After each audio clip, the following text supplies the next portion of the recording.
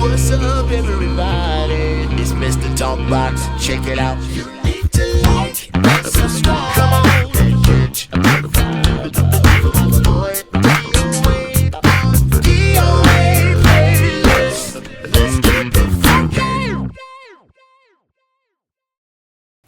YouTube family, YouTube world, I am back. Once again, I'm going to say this like I always say. Continue to pray for this world, this country. Pray for your brothers, your sisters, your neighbors. Because right now, this world, this time we living in, we definitely need prayer. And always remember that God is in control. He's the big boss. He's the greatest and the only ruler of this world and of my life. So let's continue to keep your brotherhood and your sisterhood in prayer, okay? Before we get started, I got to do this. Yeah, I see my dude. Got to do this. Go like and subscribe to the page. Please go and like. Subscribe to the page. Please go and like. Subscribe to the page. Please go and like. Subscribe to the page. One more time. I got to do it again. Please go and like and subscribe to the page. Now, I got my dear brother here. I got to get him on, but man, this is what it's called: house duties, house cleaning, house chores, whatever. Yes, sir. Is that what it's called, man? He makes me do this all the time, Jeff. I got to do this. He says it helps to something, the rhythms, the algorithms, and the mechanisms, and I got to call Bootsy and get some more isms and George. Isms go on. Yeah. Anyway, man, I am so glad you guys are here hanging out with me today. Hanging out with me today is a great brother who just a phenomenal musician. He's a phenomenal drummer. He's a brother that one of the first brothers I met when I moved to LA back in '85. I met this brother, and he was already doing it on a high level. And this brother just showed me all kinds of love and protection. Never looked down on me. Always supported me. I always admired this brother back then. I always wanted to be where he was at that time. And just a great cat. Loved by so many people in LA. Just a funky drummer.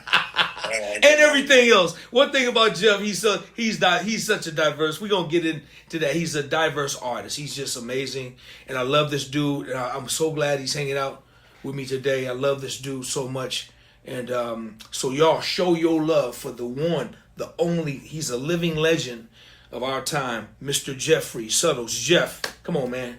Well, thank you, man. Appreciate you. Man, when I do this, just know that there's 50,000 people, man, standing up for you right now, man. I ain't got no, Jeff, I don't have no clap machines or no effects box.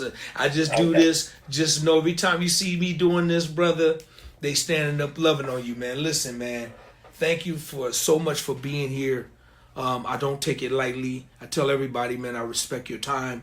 And, man, for you to come hang out with me and have a conversation so I can get to people that's on my platform to know who you are and share you with people. And, man, I really thank you, brother. Thank you for being here with me, man.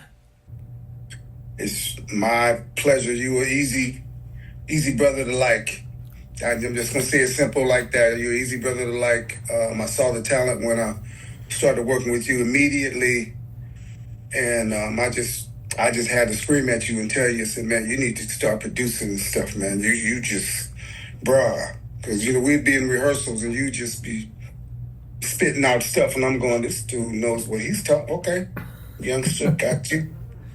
I said, he needs to be doing some other stuff. I said, man, you need to be doing more than what you're doing. You being nasty, funky on that bass, I get that. But you had just so much more, and I just saw it. I just had to speak on it. So that's where that came from, and you were just so humble as a brother, that young brother, that I wasn't running into a lot, and I don't run into it a lot, even more today. It's I'm not really happy with that, but I have a rehearsal space down here in LA, and I get a lot of young musicians coming through there, and a lot of them don't know who I am, and I always keep it low key like that. Kind of goes with the last name, you know what I'm saying? I'm just that way, and a lot of the guys are so arrogant. It's crazy. And I just let them be what they do. And they're talented guys, talented. They can play. Most of them play 4 or 5 instruments, but the attitude of them today is a little different. That's all I can say. You were easy to like. That's all. I'm gonna just leave it at that.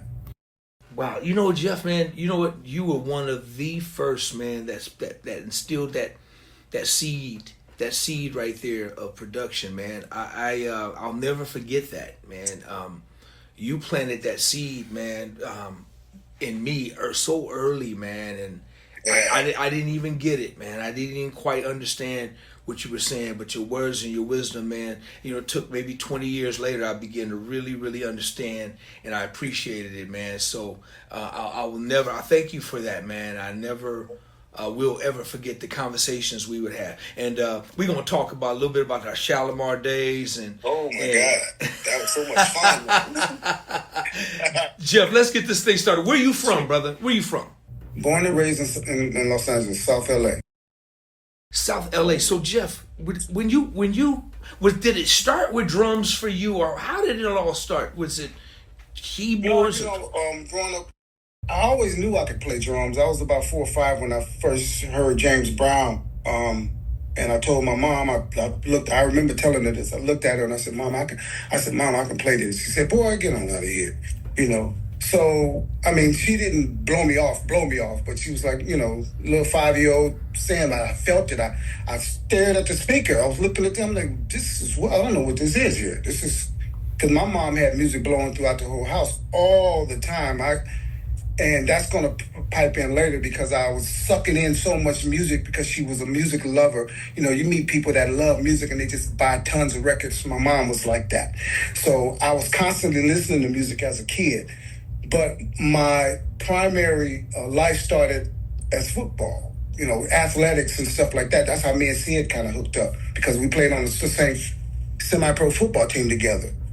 That was my journey, and I started playing sports. So I just was listening to music very intently from the age of 5 all the way up till about maybe 16, 17 when it started to burn in me a little bit more, and I decided to.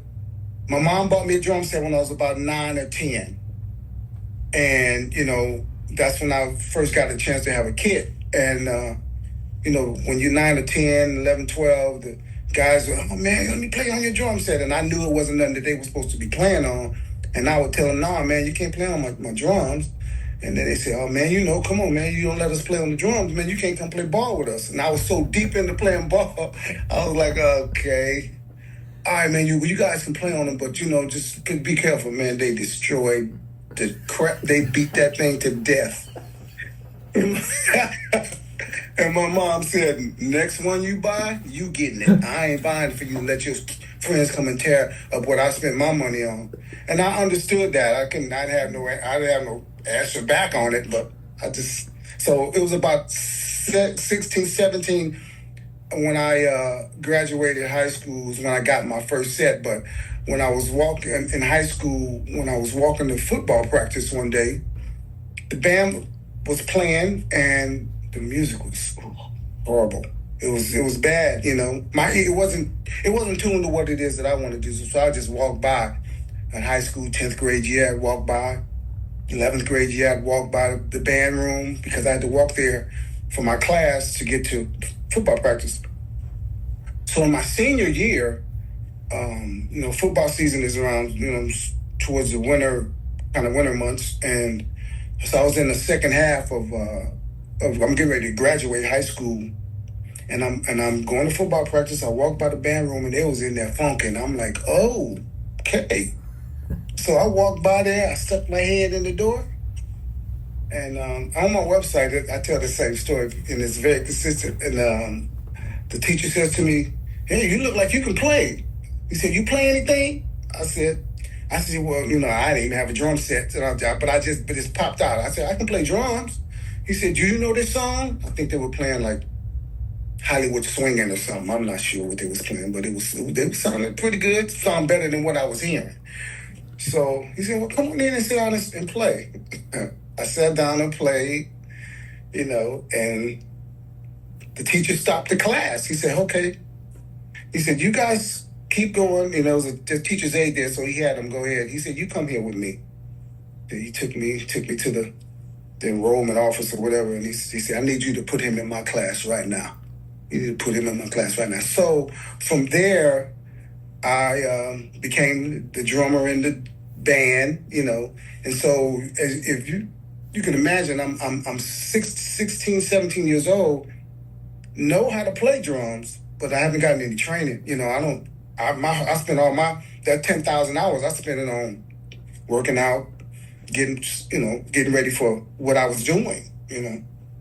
So he got a chance to work with me for about 6 months, and I got a idea of how to read and all that type of stuff. But 6 months is not a long time. So he did the best he could with me, and that's where it started. But then I left high school and went to college, and I played a couple of years of college at the LA City College, and I got recruited out of there. And I was a mama's boy. My dad wasn't around. I was a mama's boy, and I didn't want to leave home. So I'm like, nah, I can't. So I got recruited from LA City College, and went to Long Beach. I walked on at Long Beach State. I went to Long Beach State. I said, well, I didn't know the politics of sports at the time, So I went to Long Beach State, and I wanted to walk on, So I'll just walk on. I know I can play ball, so I'm not really tripping. But the politics of that kind of X'd me out. They said, we don't really have any room for you. We don't know who you are. But afterwards, they found out who I was.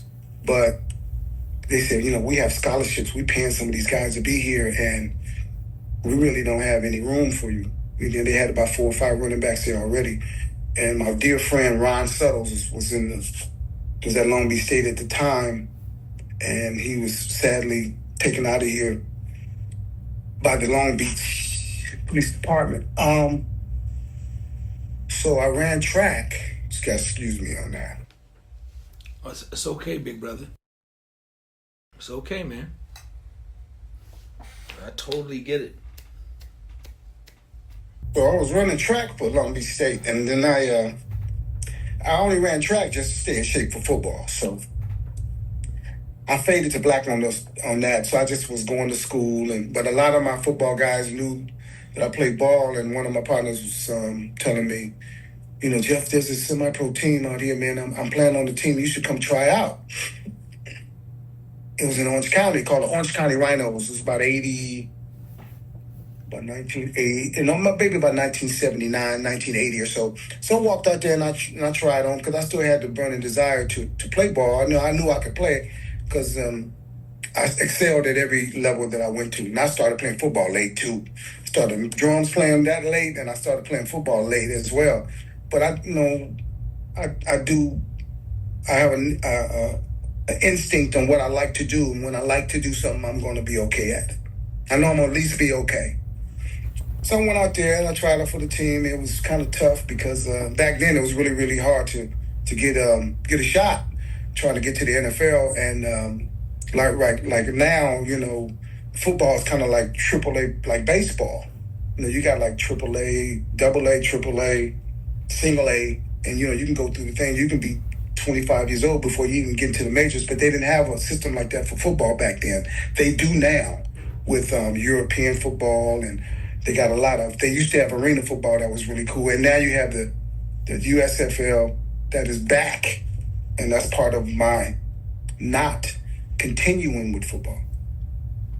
During this time, I also, had some children, had kids. When you met me, I had 4 kids, so that shortened my journey to try to get into the football thing. I could play at any level that I went to, and I knew that in my mind, but I didn't know the politics of it. The politics are more prevalent now, and regular people kind of know about it because it's so much in the media. This $200 million contract, he's doing this, and he's da-da-da-da-da-da. That was in place back then too, but I didn't know about that. That, they were recruiting guys way before me, the guys that they knew about and all of that. So I tried out for this football team, and there were guys. I was saying that to say that the pool of talent that was coming to these semi-pro league teams were NFL caliber guys who the team might have sent them down to the semi-pro team to get experience to see how they're going to develop, like they would do in baseball for single A, double A, triple A. Semi-pro was the only other place that you can go to do that.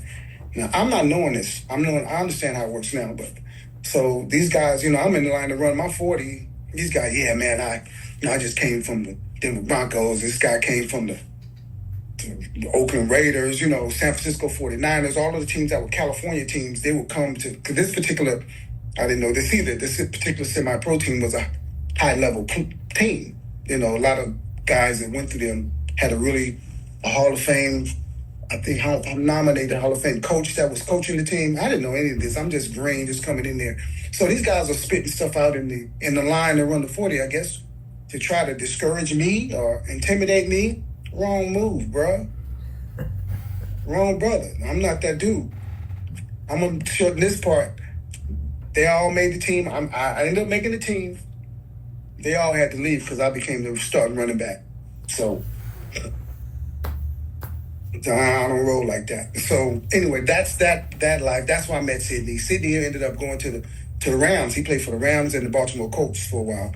And that's where we met, And so when we rounded back around and met again, I'm like, wow, as I said, It was crazy. It was, and I was listening to the beginning of your show and, you're talking about God. My whole career is based off of what God has done for me. Because of the way that, when I think back on it, the way that he stepped through it, I'm like, he put me here and then he put me here and he did it in a way to where drums was what I was supposed to have been doing. And I realized that in my mind because when I played semi-pro football and I became the starting running back on that team, so the next year I really had something to train for. I'm like, it's going to be on now. I got to get this 4.5 down to about a 4.4, 4.3. So I got to get nice. So I trained for about 9 months to the next year. And I'm coming in as a veteran at that because they ran the team the same way that they ran the pro teams now. When you come in as a second year, you're starting running back until somebody beats you out. And I know, I knew that part, but so I trained, man. I was ready. I was like, I was jacked. I'll say that. And so about a month before the season was supposed to start, I get this letter in the mail saying that the league was folding. And, that's where the politics came in. I didn't have an agent. I really didn't know what to do, because I was a football player. I wasn't as some people will understand, as a combine athlete. A combine athlete is a guy that can come and run a 240, jump vertical is like blah, blah, blah, blah, and all this stuff. But, you throw a ball to him, it'd bounce off him like he hit a refrigerator. He couldn't play football. They couldn't play football, but they were very athletic. And in combines, you stand out doing that. I stand out on the football field when I played the game because I played receiver and running back at the same time. Back then, I was in the 80s. So I was kind of a combo guy, but my main position was running back. So I got that letter. I didn't really know what to do. And so once again, one of my football buddies called me and said, Jeff, they're having a tryout up at Harvard College. He said, you should come out. I was so broke down by what happened. I hadn't trained for 6 weeks, a month, so I went out there to train, and I was still had a little bit. I was cool, but the desire was gone. I'm like, I got so broken, and I was like, I did all of this work, and to me, it just showed me that I wasn't supposed to be there. That's how I looked at it, and I said, God, please, whatever it is you want me to do, you got it. I'm out. I'm letting you do this. So my mentor and big brother, Ndugu, had saw me playing.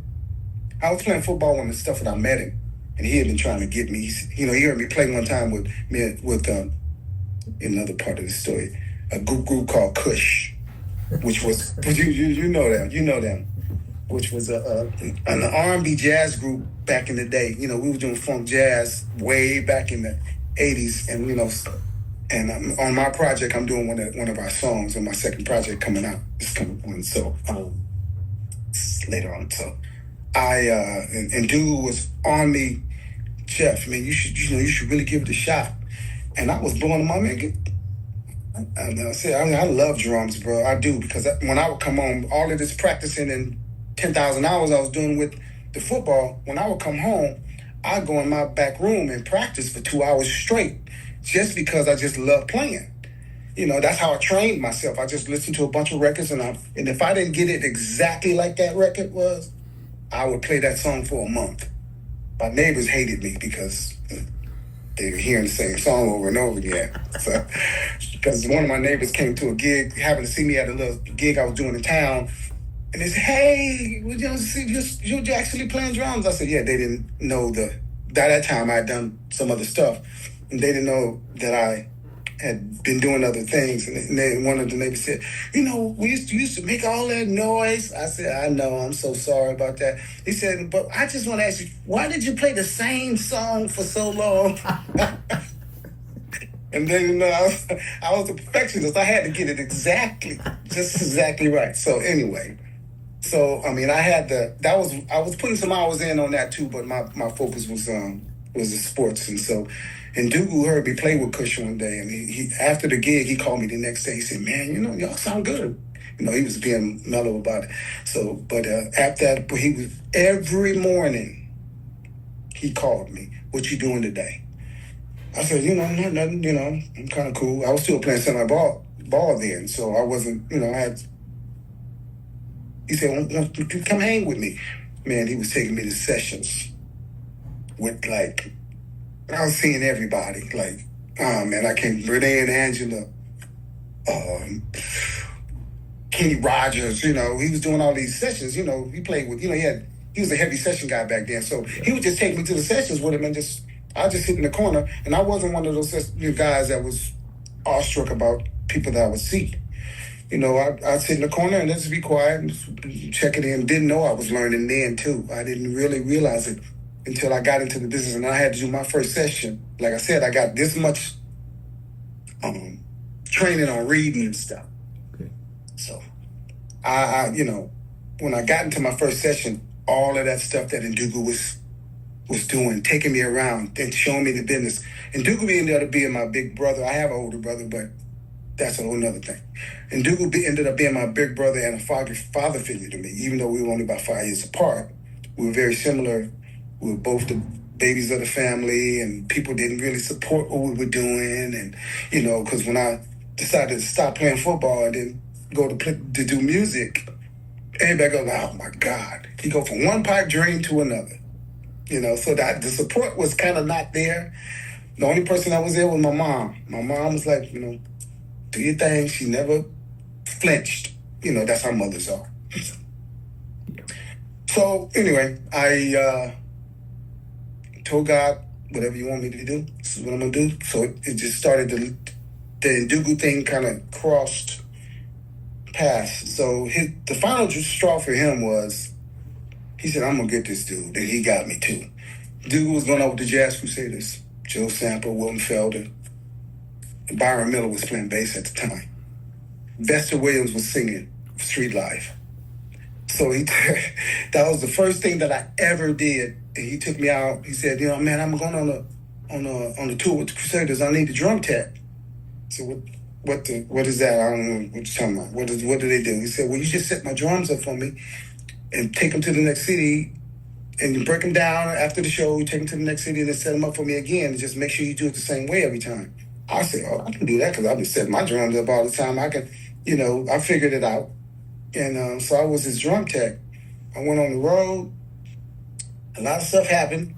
And I said, "I like this. I said, I like this. I like this traveling." The first place I went was from the house that I'm in now. This is my family home I bought. I drove I got the guy that was the other roadie tech with me, came and picked me up. We drove straight to New York. First time I've ever been to New York. I'm in New York. I'm like, man, I'm in New York. This is a trip. I'm born and raised in LA, so It was funny because I got out of the truck. I'm like looking around, going like, "Hey, how you doing?" People looking at me. What the? Bro, I turned into a New Yorker so quick because I'm like, going, "You gonna punk me like that?" Oh no. Man, I was within about 2 days. I was, what'd you say? I was cussing people out. I got right in there, but I had a wonderful time. Got back, and I said, man, I like this. So that's when I got into playing again. I said, I got to play. So I started playing around town. This is in '84 that happened.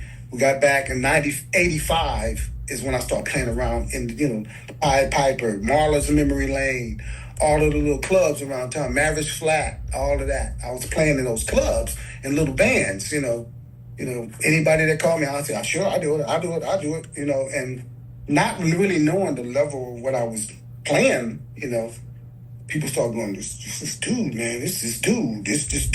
So people started coming to the clubs and checking me out.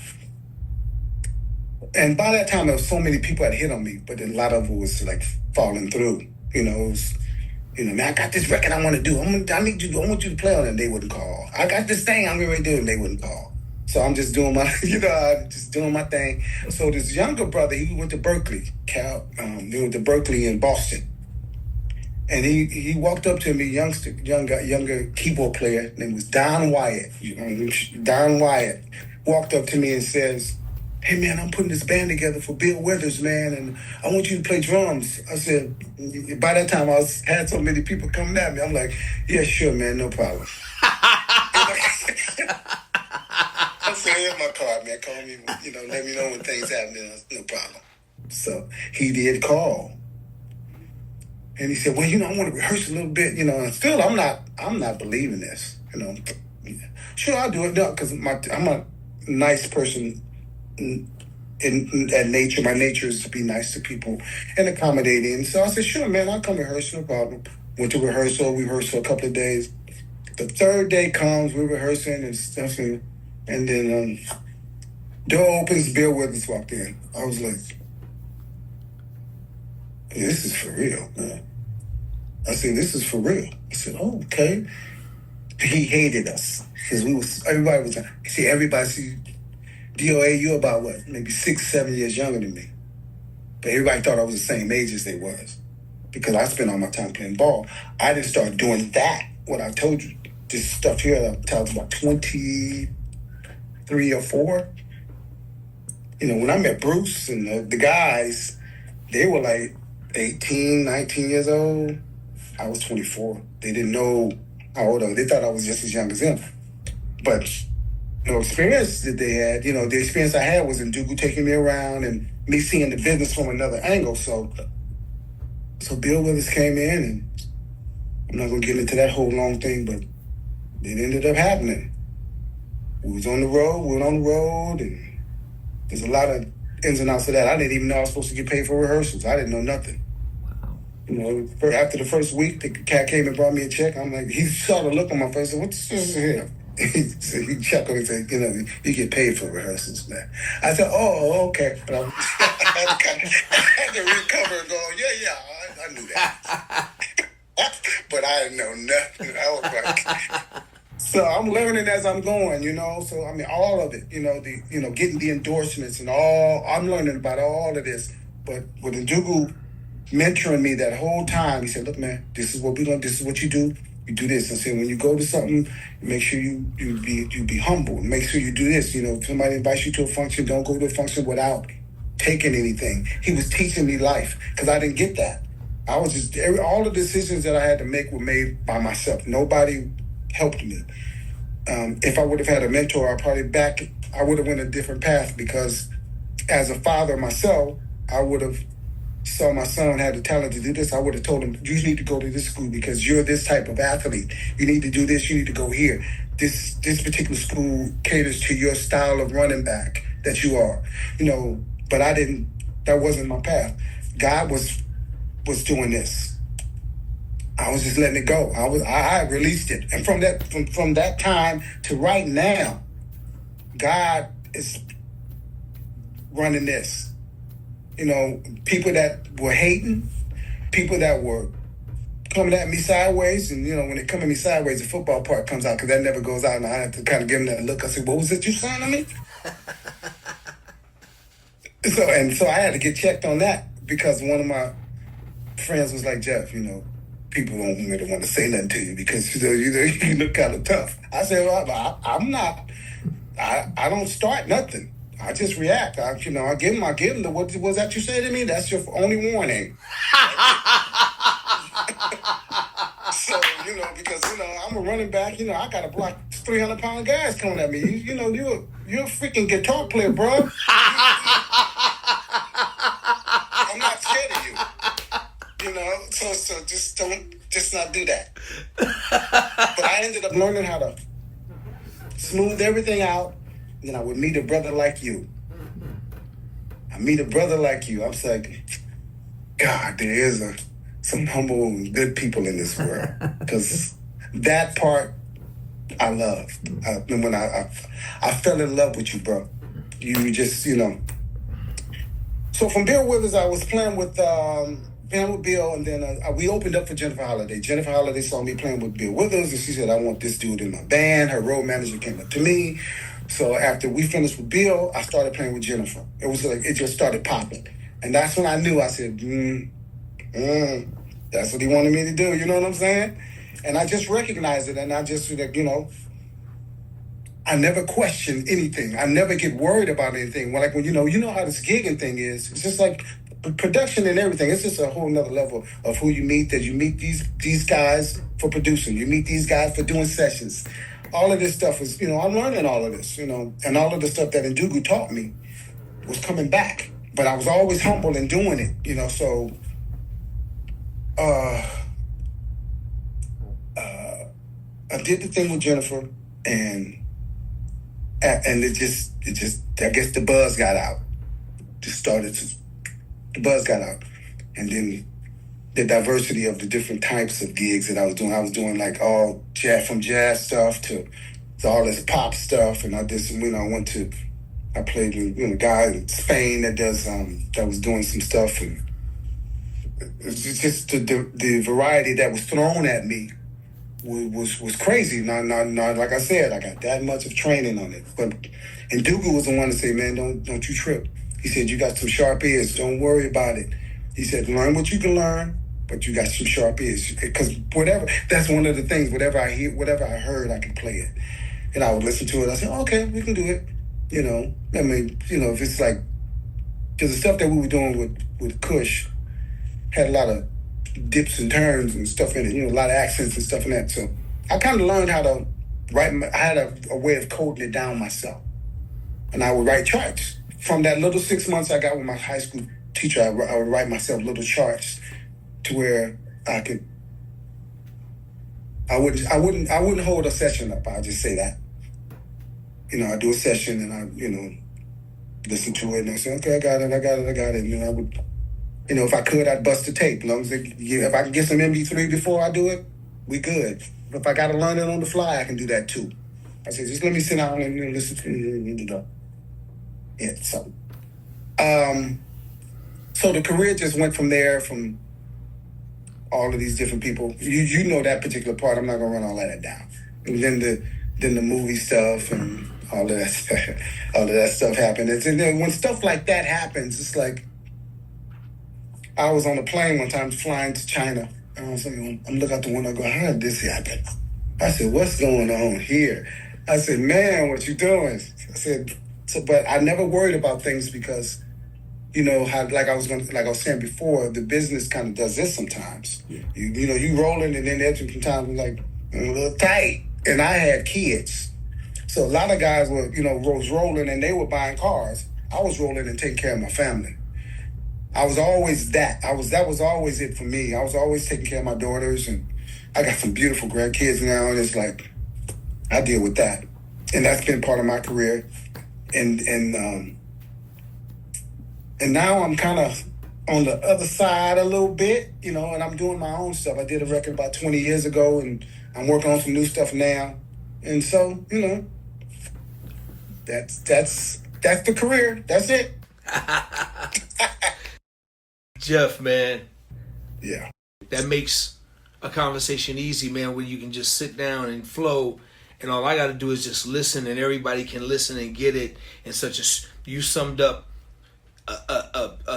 not even touch on really how deep your career is, but you gave us a summary, man, in such a short period of time, and like things I didn't know, like when you talk about Sydney, we talk about Sydney Justin from Shalimar, the lead singer of the Miracles right now, who's done some great things. And our conversation with Sydney is going to be dropping here soon. But I didn't know you guys went that far back. I had no clue back then. I did not know that. That's crazy. I didn't know you guys played ball together. I knew you guys were super tight. Let me just say this. You're talking about one of my most favorite artists. I didn't know your career started with Bill Withers, man. That's crazy. It gets no bigger than that, especially during that time when you was doing it when everybody was popping, man, when everybody was just at that time. And I don't know, Jeff, I'm trying to remember how this happened, but so I think I had met you already, but somehow I ended up over in Dugu's house. You were there. I don't know if I was with Bruce. Somebody, I don't know how I got over there, but I was in the midst. I don't know how, but you were there. Oh, he loved you too, man. He loved you. You're from Memphis?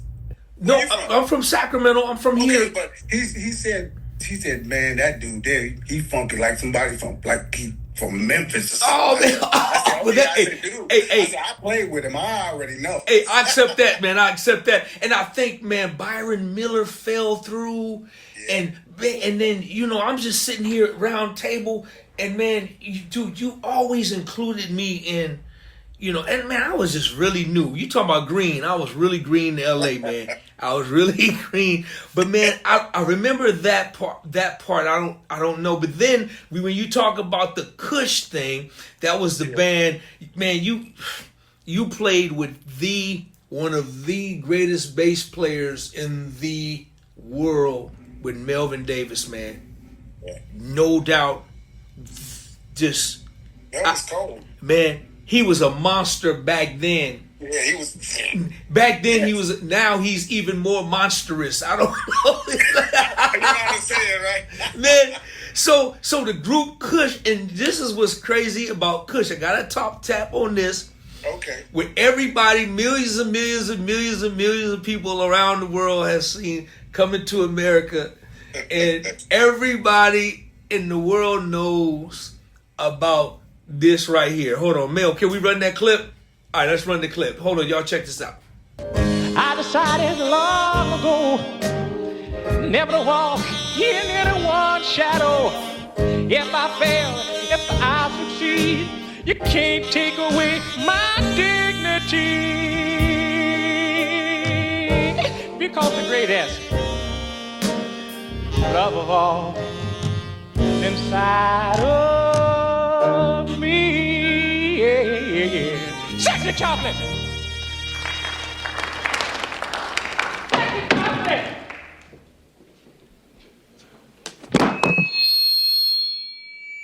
God damn, that boy can sing. Sexy chocolate. Sexy chocolate.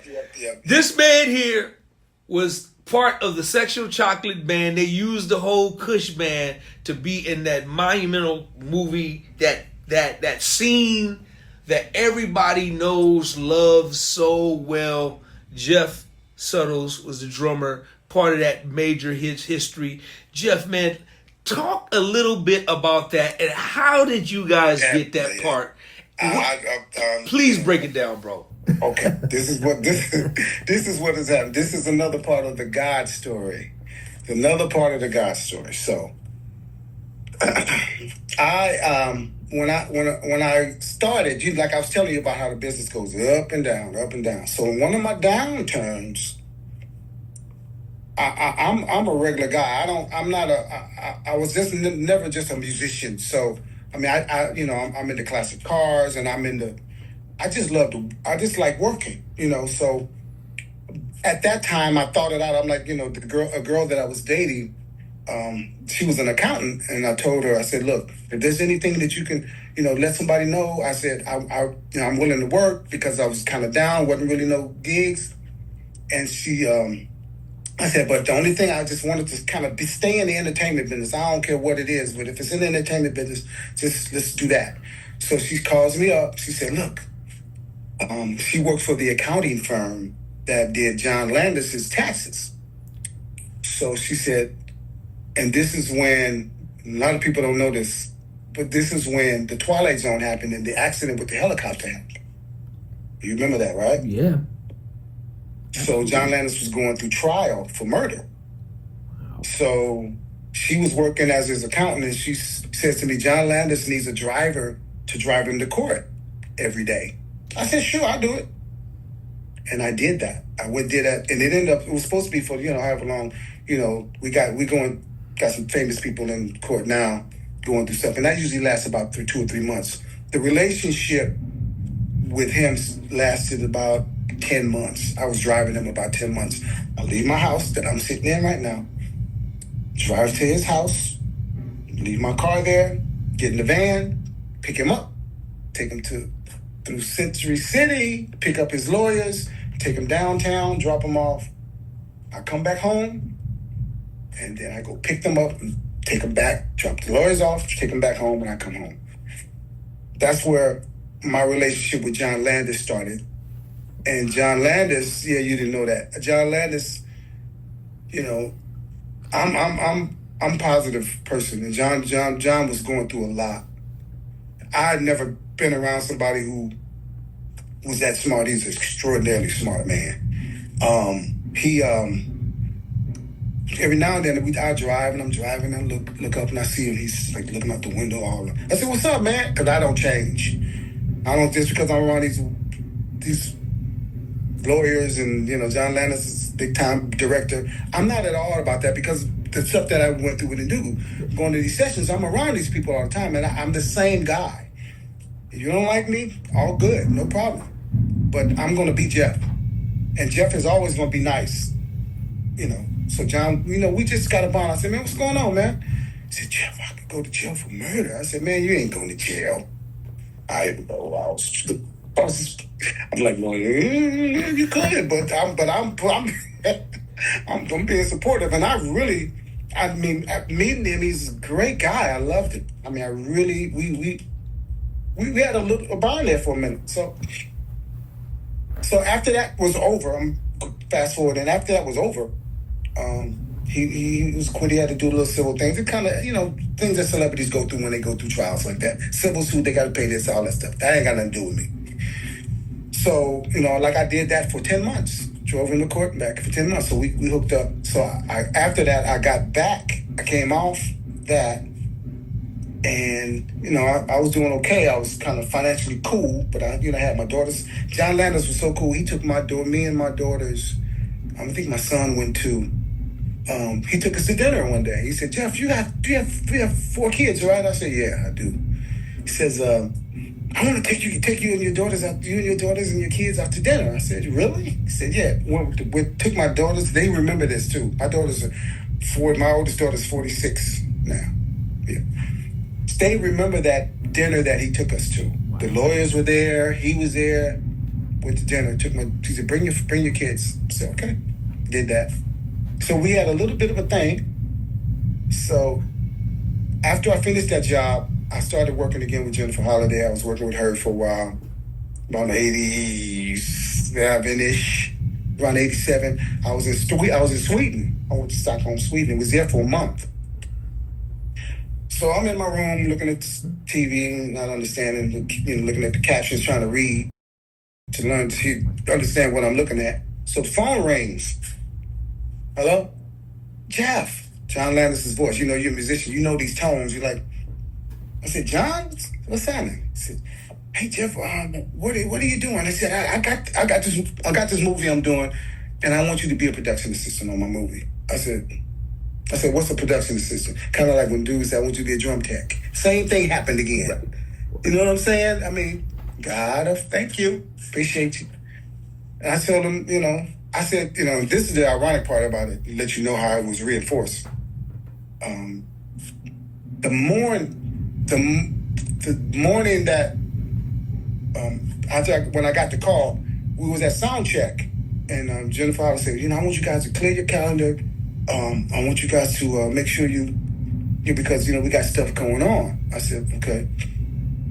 So I told John, I said, John, I just got to check. I don't know exactly when I'm gonna be back, and I just want to check my schedule if that's okay. Can I call you back maybe tomorrow to let you know? It was a time change, but I figured it out. I said, I'll call you and let you know. He said, sure. So the next sound check the next day, the stock market had crashed. And Jennifer Holliday said, y'all need to grab any gig you get because I'm not working anymore. I said, okay. I couldn't wait for sound check to get over with. I ran to my room. Wow. John, yeah, I can do it. Whatever it is you want, I can do it. I came back. I was a production assistant on Coming to America. That's when I would see all of the, because I was in John Landon. I worked in his office. I was his personal assistant, but I was a production assistant. But I was a personal assistant, so nobody would really buck up to me or nothing. They would ask me to do stuff, but it was like begrudgingly. They would say, Jeff, can you take this over to the? I said, sure. What you need? So once about 3 or 4 months in, they kind of got used to the fact that I'm willing to do whatever they wanted me to do at that job, and so, I was around when all of the actors would come because they had to audition in the office. They had to come in the office. I had to audition in the office. I met Eddie back then. Met him. Met all of the guys. I got to give a shout out to my man Fedorov Colin, who works for Eddie Steele to this day. He's a wonderful brother, kind of reminds me of you. Just cool as all get out. And so I was working on the movie, and I got to meet Mask Sinclair, John Amos, Arsenio, nicest cat, bro. When I see him to this day, he said, yeah, he does that to me when I see him. People be tripping because he is so nice. Eddie's a little different, but Arsenio is balling. Wow. So, and when that character that Arsenio played, I sometimes I go to the shoot and I go to the craft table, give him some chips or something like that. So this actors, extras, actors everywhere, boom, boom, boom. So this old dude's walks up on me. I didn't know it was Arsenio. I'm grabbing stuff. He goes, hey, how you doing? So I'm going, what's up, man? I was.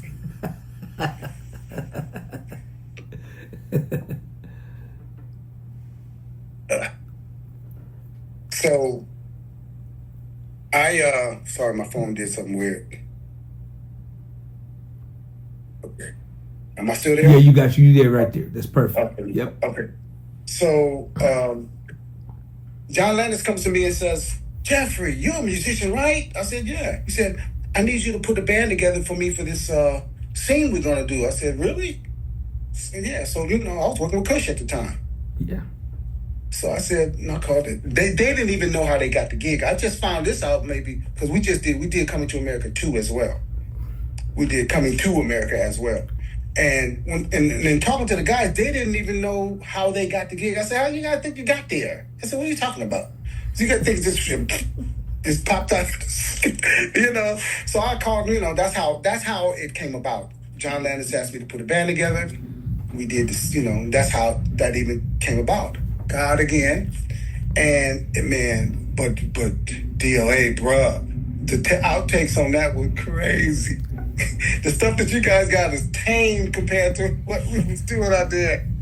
We was playing a song, John Landis, cut, Jeffrey, I said cut. Eddie was like, don't stop playing, man.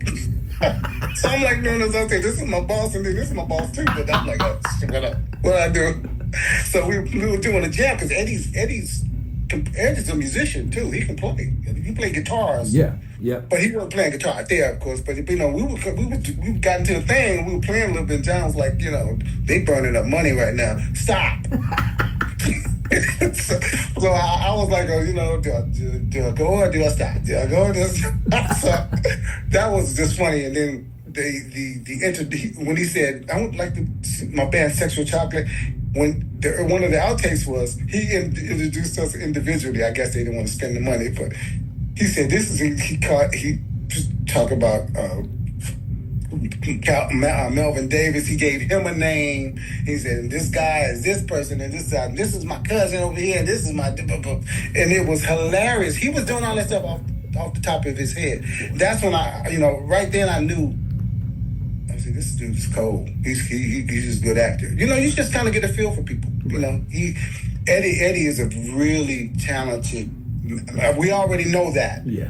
But, when you're there and you see him create stuff like that up the top, I said, wow, Jeff, it's crazy, man. I never knew how. Like, this is my first time hearing this story, man. Most people don't know that. I don't know why, because Bruce was like the hookup man back then, and I want to almost say I think Bruce even maybe tried to take a little credit for getting y'all. Most of the guys did, and I never say no.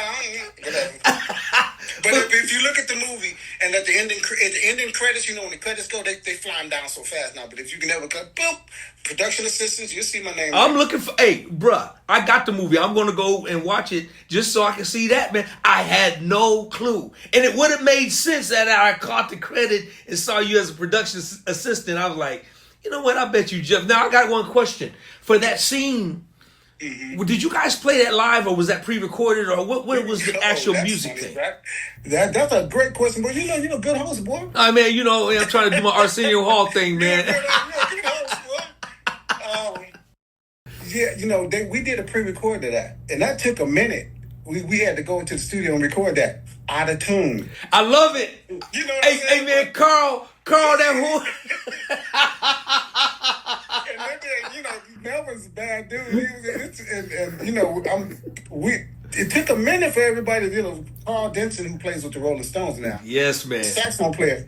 He's playing out of tune. It took about 4 or 5 takes for them to get it, because they said, well, yeah, that was cool. You guys are playing a little too good. He said, so it was hard for them to graft this out of tune sideways thing, My part, I just had to play the beat. Right. But they were playing. Right. It took me, so we pre-recorded that. Okay, I love it, man. We played to that. We played to our own track. Brother, I just say to you, man, that keep doing what you're doing. I'm glad. I can't wait. Let's talk a little bit about the project you're working on. When is it going to be? And first of all, let's talk about the first project. Is it still available? Is it on iTunes, Jeff? Yeah. Okay. What's the project? What's the project called, bro? Time to Settle Down. Love it. Time to Settle. I'm going to download it when we get off the thing. Everybody, please go look for that. Look for that project. Talk a little bit about that project before you talk about the new one. When I was doing stuff around '89, I was working with Donny Osmond at the time, and that's when it hit me, is what I wanted to do my own stuff, because I grew up listening to all of these records during the time when I was doing that listening stage, when I was listening to Herbie Hancock, George Benson, all of what they considered smooth jazz back then is probably what they would probably consider aggressive now. Yeah. Because the stuff that smooth jazz now is okay. So that type of jazz is what I've always loved. Instrumental jazz but it made you kind of that type of stuff. So I wanted to do my own project, and it was tough.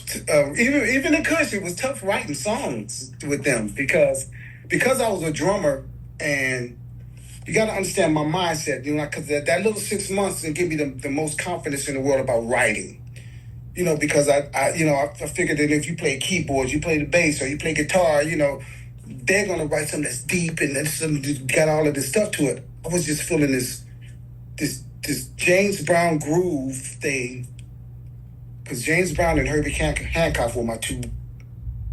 If you kind of put that in a bowl and make a cake out of it, that's what how I feel about my jazz. That's the type of stuff that I like to do. So when I did that project, it was based off of that, and I started writing it, and would run stuff by people. I said, "What do you think about this?" And then somebody said, "Well, it's cool." They would say, "Yeah, well, it's cool," and it would just kind of go, maybe I should just keep playing drums and just do that. That did cross my mind, but the other part of me was like, I ain't worried about what they saying. I'm doing my thing. Right. So I started writing songs, and then I put the I just had years and years of songs that I wrote, and I just put together that project in 2005, I think. And Ndugu's on it. I had to get it. Patrice Russian's on it. I got a lot of the people that had surrounded me that I had a lot of respect for, I wanted to have on it. And I have a thing with bass players. I couldn't get you at that time. I think, you was busy. So I got Alex Al on there. I got Ronnie Garrett on there. I got who else? Larry Campbell played. So a lot of me and bass players. Of course. But you, Ronnie Garrett, and I ain't gonna leave too many other people. I got a partner in New York named Warren McCrae. He played with Tina Turner. Got that other thing with it, So wow, man. That project came from just something that I wanted to. I had to fight through myself to do that because I wasn't really confident. But when the stuff started coming together, my brother Eddie Miller, Eddie Killer Miller, was the arranger on all of my stuff. And to the stuff that I'm doing, I had the rehearsal with him last night. Wow. Because I'm doing I'm starting to do some of the new stuff. Man. I'm getting ready to. I'll do something. I'll say something in the phone and do my little beatbox and put the bass line on it it'd be out of tune and everything. I give it to Eddie. He had straightened it out so crazy, so quick, and it comes out exactly the way I thought about it. And I'm like, okay. I told him, I said, we connected at the hip. You ain't going nowhere. Man, please tell Eddie I said what's up, man. I will. I'm going to see him tomorrow. The gig is tomorrow, so I'm going to see him tomorrow. Please tell him. So the first album, Time to Settle Down, that's what, that's on available iTunes, all the streaming platforms. Okay, cool. Now, the new record you're working on, how long have you been working on it, and when is this record going to be dropping? I've been working on it for a couple of years. The first record, I was gigging and on tour. I had my own budget to do it. Then this one, I'm semi-retired, kinda. So the budget is a little different. So I've been working on it for about a year and a half, 2 years. And on this particular project, I'm singing. So right on. I'm jumping into another area where I'm like, I don't know. So I've been getting a lot of reassurance from Eddie and the engineer that I'm working with, BR, named Rodney. Okay. Have been helping me out a lot. Right on, man. That's good. Yeah, so I'm doing Lovely Day because Bill Withers was my first gig. I'm honoring him. I'm doing a version of Lovely Day. Got a little funk thing on it, but. Real quick, I want to talk. I'm about to let you go, man, but I want to touch on, kind of go back to the way you opened up the show. Your some of the things that you said about I want to get your take on. And I have a right to get this take from you, because Jeff, man, you've been doing it at a high level all your life, man, with some of the greatest musicians in the world of our time. Yes. Jeff, what's your take on the way, that's going back to the younger generation, the new millennials, and how the drumming have kind of morphed into something else now? Well, first thing I want to say is that I really appreciate the talent level that the younger generation has. These young guys are phenomenal. They play multiple instruments, proficiently. They play multiple instruments, and I love that. Now, the choice to play all of these notes when you have singers singing with you in the band, I just feel that my thing is they're playing too much. There's too much going on. I'm impressed by it. I am, but I'm a musician and I'm impressed by it. And it's moved the ears shot to a little off the center. As far as the drummer goes, your primary job is to keep time. That's your job, is to keep time, keep everything all in. But if you're everything is just, and then the bass player is playing this and the guitar, everybody is just gospel chopping and chopping everywhere. It's all these chops. I'm a chopper. The bass is lost to me right now, and because they can do that. Because if I even right now, if I just say, okay, well, I'm gonna start playing like that, I can turn into that. Like I said, I can play whatever I hear, and I can start playing like that. But for me, that's not what the person that played the most. I don't know if it's the most sold record in the world. Duke played with Miles Davis, Chick Corea, Santana, Herbie Hancock, all of them. All of that. George Duke, all of that. He made most of his money playing Billie Jean. Boom, bap, boom, bap. That in itself lets you know where that is. Concept-wise, the youngsters need to at least understand that. Play with the band. Listen. Play with the band. Stop being a star. Because as a drummer, you can take over the show. I can, if I wanted to do that, we can be playing Feel Like Making Love, and I can just make everybody look at me if I wanted to. I got that in my hands at that time. I can just start doing my thing. One of my associates that I know that I actually only met recently is Dennis Chambers, who I think these guys are basing everything off of. I think they grabbed Dennis's vibe and they basing all of this stuff that they're doing off of what Dennis does. But see, they don't understand that Dennis played with Parliament Funkadelic too. He played with Parliament. He was laying the groove. He just had hands to do all that other stuff. But that section where he can do all of that, just lay a groove and sit in it, that switch is big on him. But at the same time, okay, he can go over here and just play it where he can play so many notes the paper black. And the kids today, I just feel that they're playing too much and their attitudes are bad about it because they can do that. And they don't know what they're playing. You can ask them, what was that chord you just played? Oh, no. Question for you. My question is, how much blame do you put on the artist? And the reason why I say this is because, Jeff, when we was doing it back then, at a whole different level of touring, whole different level of money, everything was way different. It was on a whole different level that I pray to God that this new generation can experience what doing a real tour is, experience for being on a tour for 18 months, 6 months, not just some weekend dates or one-off and call that. I want them to be and getting paid the kind of money that you deserve. We were getting paid back then, yeah. Exactly. I just wish that would happen, not only for a musician but for production. Everything's changed now, man.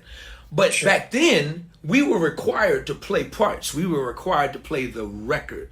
I'll never forget that, some certain gigs. I mean, you play what's on, play the record. That's what that's all the artists, they want to hear their record.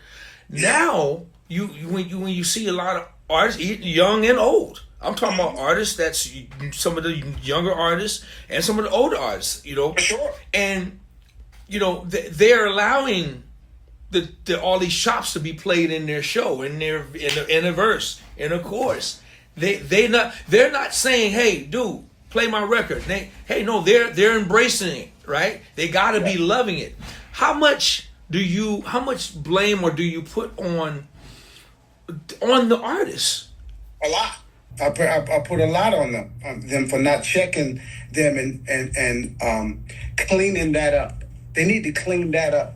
But at the same time, it's their show. I mean, I relinquished the job to the artists that I've been playing with for years, to a young cat that does that. Because live, it translates great. I mean, it's cool, and I understand it, and so, you know, when they started doing the bi-coastal band thing, you know, that thing was crazy. So this guy over here is playing, younger guy playing that way that you're talking about, and I'm playing the record because that's the way I was trained to play the music the way that I feel it was supposed to sound, or the way it was supposed to sound, and for 30 plus years, that's been fine. So the new cat comes, and so then I remember when it happened. He said, I want you to do the thing that you did, you know, when you at the beginning of the song, you playing all of this stuff, and blah, blah, blah, blah. And I'm like, that's how, and my joke to people was like, you know, that's when you know somebody cheating on you. I want you to do this to me. He said, that wasn't me. That wasn't me. I didn't do that. And I know I didn't do it because I've been doing this for 30 years, and I know that that's not part of what I've been doing this whole time. But they looked at me as if, no, that's part of the show. That was part of the show over there. So after a few times of that, I'm like going, you let that be a part of the show. I'm out. I'm not doing that. I'm gonna do my own thing here because I'm not going to conform to that. So I'm not bitter about it or nothing. But what you're asking me, I've experienced. I only talk about stuff that I experienced. I can't speculate nothing. It's happened to me. So I'm like going, okay, you do that. You can have that.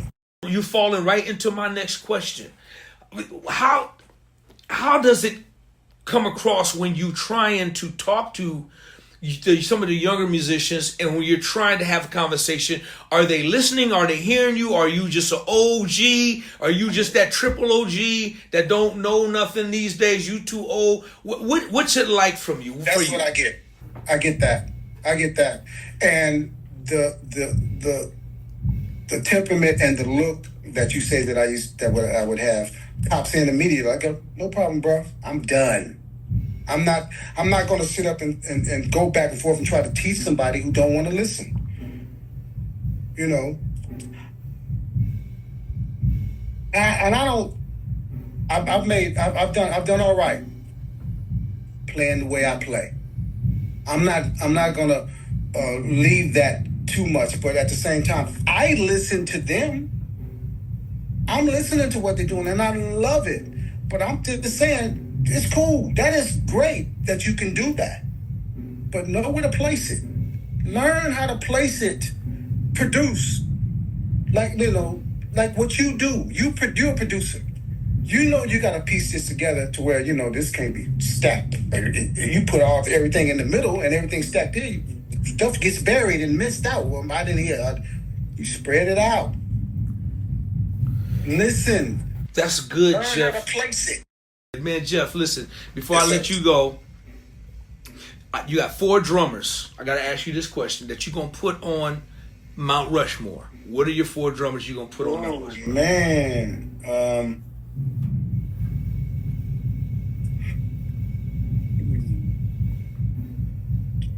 Well, of course, you know, Ndugu, because of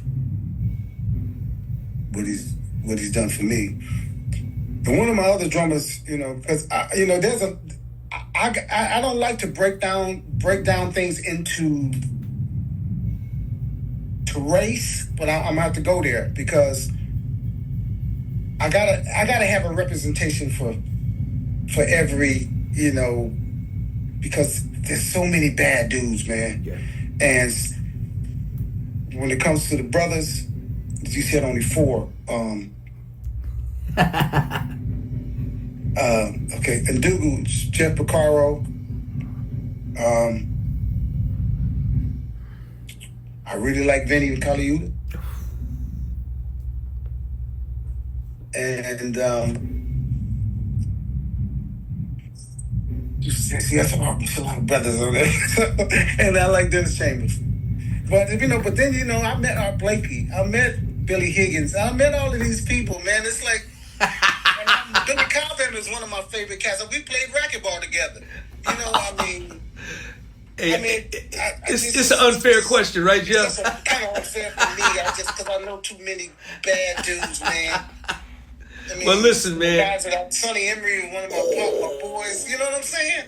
And Sonny Emery, Mike White. You start getting into But listen, bro, hold on. I get to pick too, man.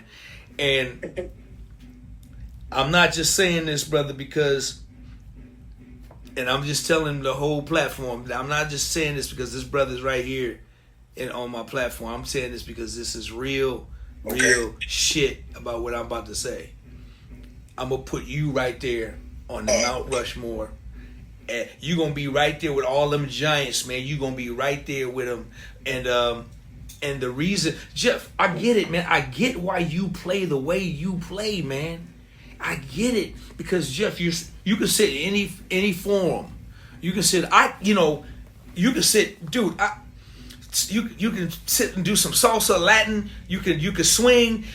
Every form you could sit in. Let's not even talk about the funk and the rock and the pop. You've done it all. So I have so much respect for musicians like that, man. And so, brother, you gonna be my choice. I'm putting you right on that Mount Rushmore with all them greats, man. You deserve to be there. You're gonna be right there with your big brother and Duke. I'm put you right. You're gonna be like a little Pinky, and Dougal's right here. You're gonna be like a little Pinky coming out. And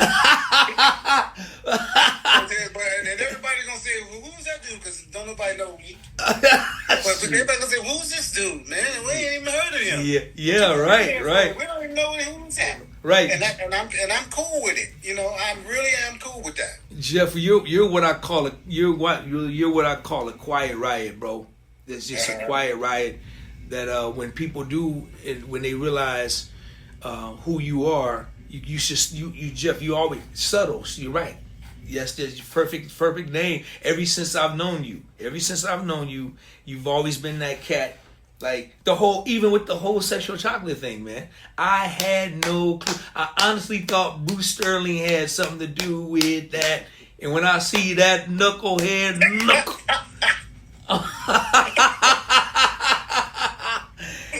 yeah, but man, I remember coming, seeing you guys, man, with Kush, man, and you with Tori, and Melvin and Carl, man. You guys were just a phenomenal band, man. Phenomenal players. That unit was absolutely brilliant.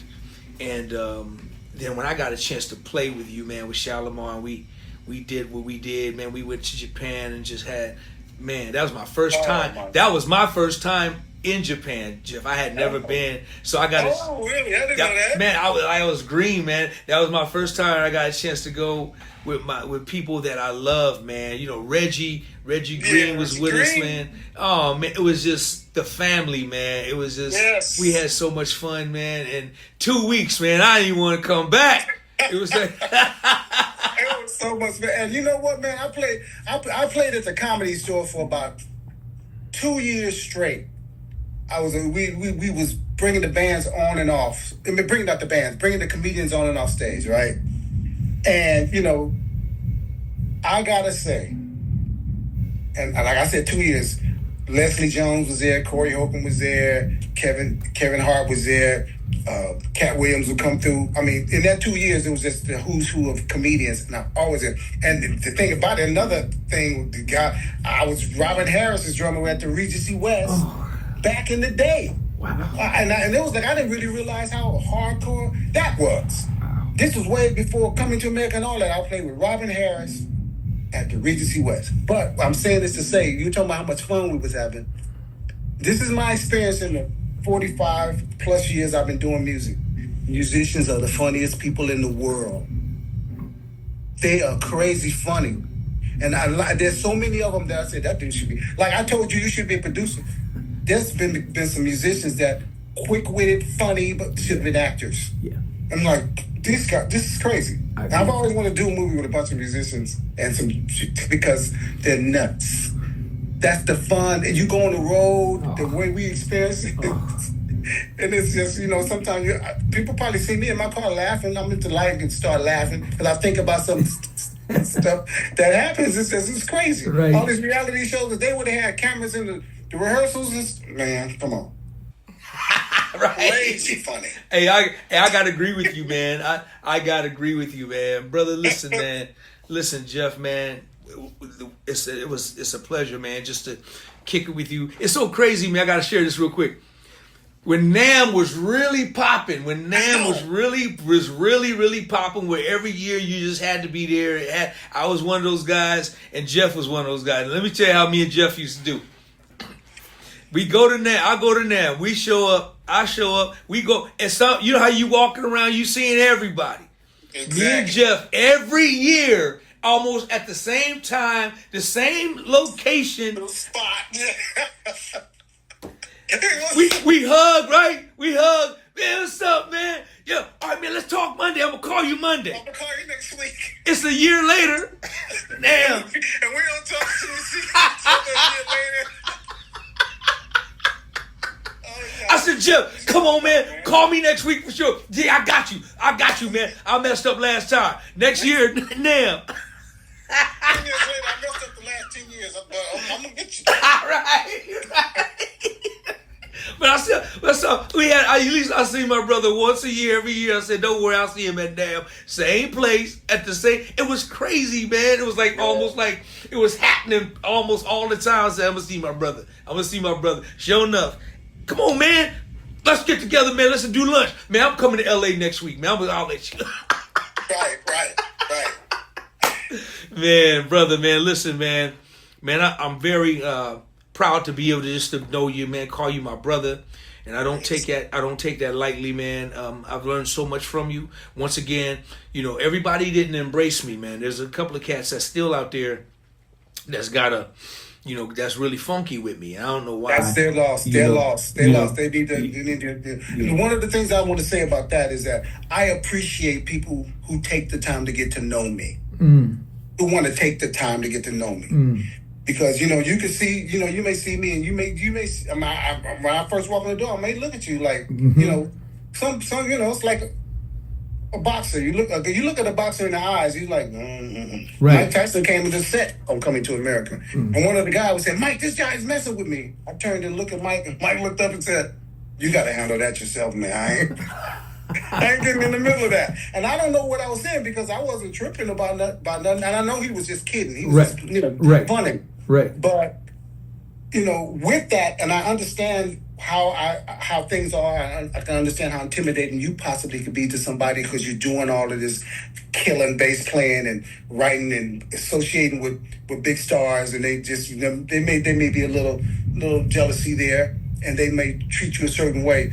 But you should appreciate the people who take the time to break through past that to get to know you. And I appreciate that because what people have said to me is that, Jeff, you got a little edge on you. I said, yeah, but, I'm good. I mean, I'll give you the shirt off my back. Right. No problem. But, you can't, when you're that way, you can't let everybody in. Anyway. Right. Man, come on, man. Come on, brother. Do that. Some people come in and try to wreck the whole spot. Come on, man, brother. That's so true. And one of the things with you, Jeff, is like I said again, man. You always had just embraced me, man. You always encouraged me, man. Whenever I see Melvin, man, he would always. And y'all, man, you guys were already here, man. I was like, God, please, you're bringing these people in my life for a reason. I want some of this energy to rub into my life, and sure enough, it did, man. Because being around you guys, man, I said, okay, you can really do this, and you could make a living doing this, and this is really real.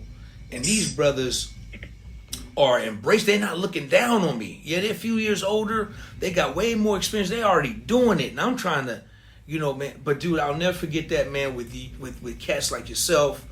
And mainly bass players, man, that was more. I met more bass players, and almost every last one of them, man. From Say Cool was just so beautiful to me, man, and Sam Sims was beautiful to me, man, and just so many different bass players that I met, man, just embraced me. And man, but you one of them brothers, brother, that till life, to the end of time, brother. I'm gonna love you with all my heart, man. And anything you ever need from me, you just pick up the phone, man. I got it. It's considered done. Likewise, brother. Consider done. Listen, man. Jeff, tell everybody how they can reach you, man, and follow you on social media. Oh man, I like you have your guy that you got over there. I don't have that guy, that person. And I need somebody, but I and I can tell you, I think I'm on. I know I'm on Facebook, and I think I have an Instagram. You do, but I have my website is jefferybsuttles.com. Okay. So that's the only 3 that I know about. Okay, so Jeffrey, that's the way of reaching me. jefferybsuttles.com. Yes. Okay, perfect. Okay, cool, man. So y'all go out, support this brother, support his music, his ministry, everything he's doing. And you said you're getting ready for a role. What's coming up, Jeff? You said you got something coming up. Well, it's a little commercial thing.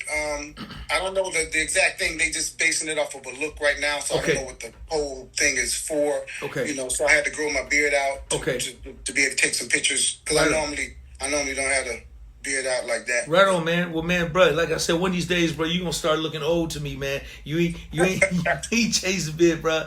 Hey, man, listen, man. I want everybody to remember to keep this world, keep this country, this nation in prayer. Yes. Believe, trust God. Well, because God is he's the ruler of everything, and God is in control. And I got to do this again. Yes, sir. See, Jeff, he makes me do this thing, like going in, starting the show and ending. I got to do this. So, but this time, Jeff, you gonna help me out. When I call you, when I say hit it, you a drummer. I want you to hit it like some JB. Hit it and quit it, okay? So just be ready. You catch on fast. Okay. Please go and like and subscribe to the page. Please go and like and subscribe to the page. Please go and like and subscribe to the page. Please go and like and subscribe to the page. I got my guest feature, my man Jeff. Hit it for me one time. What? Please go and like and subscribe to the page. Hey, he put some James on it. He said, please go. Hey, Jeff, man, it's time to put it back together, man. It's time to put it back together. Hey, man, I gotta get you on something, man. Hey, man, anything. Just all you gotta do is call me, man. And I promise you, man, dude, the next time I'm down there, bro, I promise you, God's willing, I'm gonna call you, man, so we can break bread together, man. That sounds good. I love that. I want to put eyes on you, man. All right, for sure, man. For sure, my brother. And also understand that, just like you were talking about how people embraced you and was you happy that God brought them into your life. Us that were doing it at the time, I was happy that God brought you into my life. Oh, right on, man. I really appreciate you too, brother. Right on. You're a wonderful guy. You were open to listen and look at you doing. You're a great host, brother. That's come on, man. Right on, man. Bruh. Right on, you ask really good questions, man. Right on, man. Well, man, I enjoyed this. Like I said, this is gonna be we keeping everything, man. We gonna just do, because this was like important. I ain't cutting nothing at all. I ain't cutting out one thing, man. From the beginning to the end, man. We gonna do a 2-part, man. Listen, brother, I love you, big brother. We'll be in touch, man. Y'all, show your love for this phenomenal brother, beautiful brother, my big brother, Mr. Jeff Suttles. Y'all show your love for him. Thank you very much. I appreciate it. Love you, man.